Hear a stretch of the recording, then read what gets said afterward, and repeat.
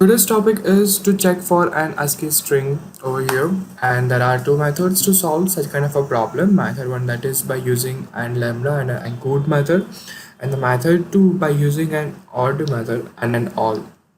Let's start from the first method, that is by using an lambda and encode method. So first we are going to initialize our string, and after we are going to use a lambda and an encode method.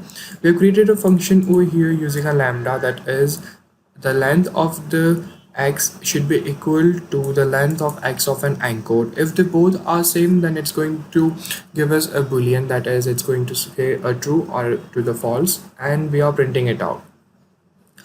So as you can see it over here, I have passed a string which is an a triple ip space triple t space triple c, and after encoding them and after the comparison it, we get it as that yes, true, the string is in an ASCII form.